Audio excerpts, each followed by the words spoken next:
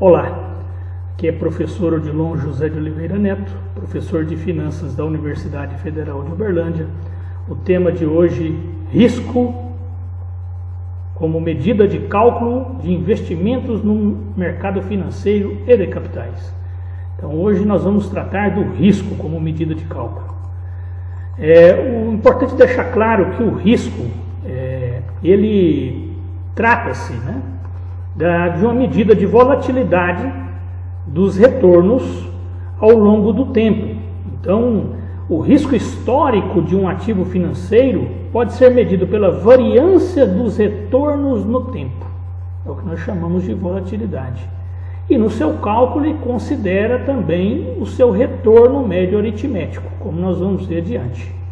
Então aqui nós temos a variância dos retornos, que é igual à somatória do que nós chamamos dos desvios ao quadrado. O que é o desvio ao quadrado? Cada retorno do prazo de aplicação anual, no caso o retorno de um ano de 2014, 2015, 2016, cada um desses valores, menos o seu retorno aritmético no tempo, elevado a 2, dividido por n menos 1.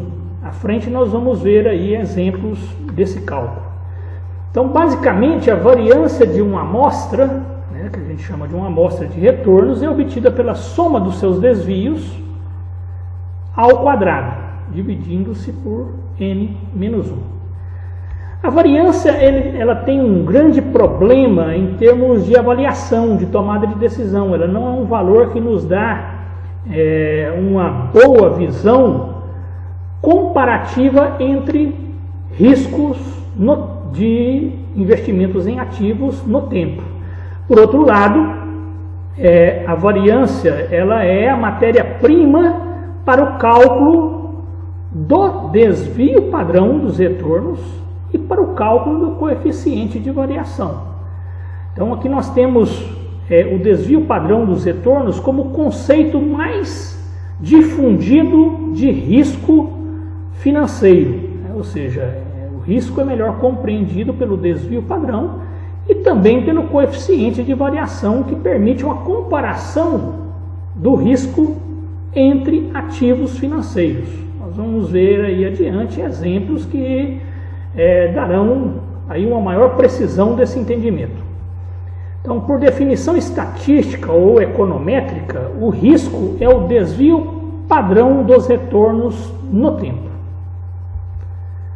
Os analistas geralmente preferem usar o desvio padrão dos retornos devido à sua facilidade de entendimento e facilidade de comparação. Aqui nós temos o cálculo matemático, ou estatístico, melhor dizendo, de como é calculado o desvio padrão dos retornos. Então aqui eu tenho o somatório dos desvios elevado a 2, dividido por n menos 1, ou seja, esse é um desvio padrão amostral. Se eu multiplico esse valor por 100, eu tenho aqui um desvio padrão percentual dos retornos no tempo. Já o coeficiente de variação, que, como eu disse anteriormente, permite uma comparação mais precisa entre riscos de ativos, ele considera no seu cálculo o retorno médio aritmético. Então aqui o coeficiente de variação ele é dado pela divisão, vamos dizer assim, pela divisão do desvio padrão dos retornos de determinado ativo, dividido pelo retorno aritmético desse ativo, multiplicado por 100.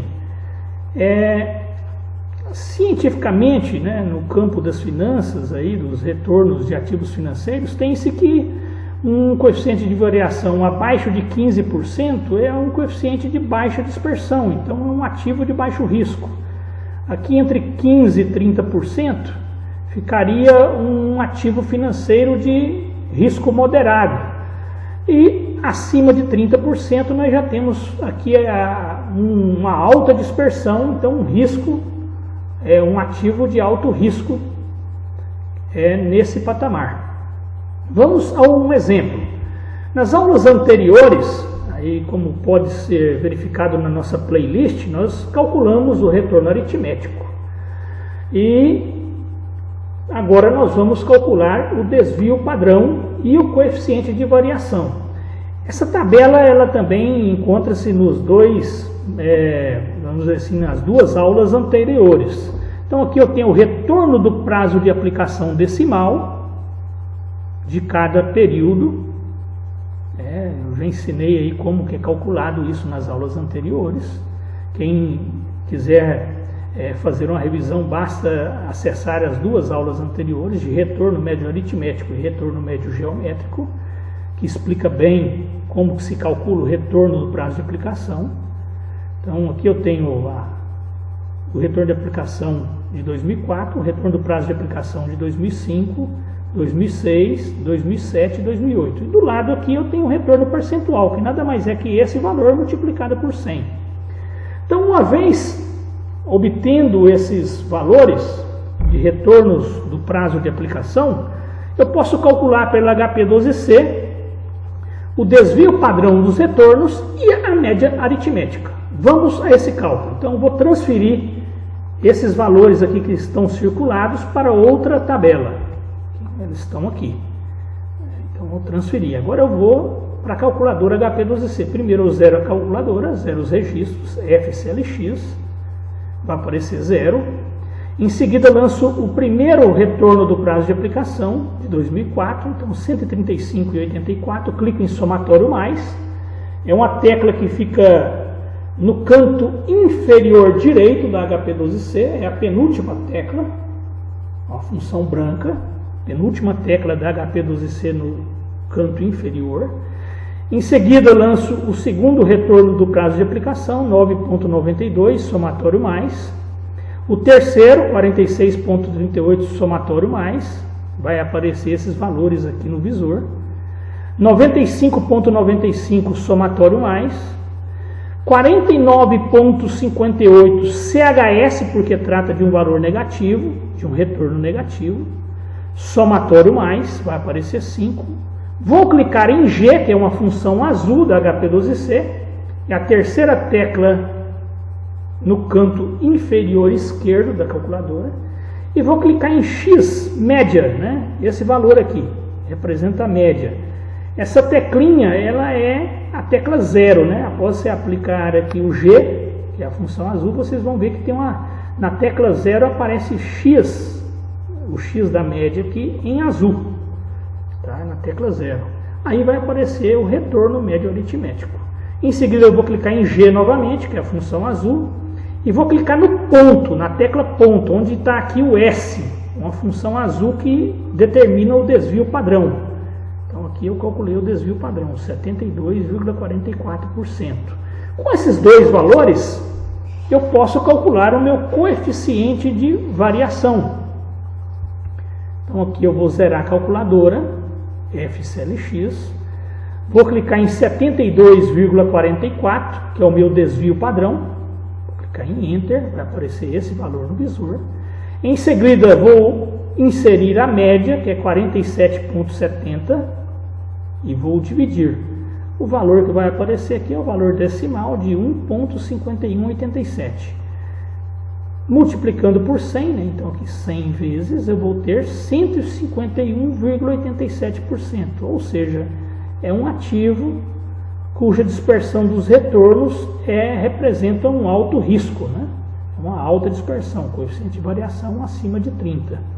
Esse cálculo aqui nada mais é do que o lançamento dessa equação, né? Desvio padrão dividido por retorno aritmético vezes 100. Então aqui pela HP12C tem como eu calcular retorno aritmético, desvio padrão dos retornos, que é o risco, e em seguida calcular o coeficiente de variação. Então essas são as medidas de cálculo referentes ao risco. Aqui a bibliografia utilizada nessa aula, o e-mail para contato com o professor. Em seguida será enviado a atividade referente a essa medida de cálculo. Até a próxima aula.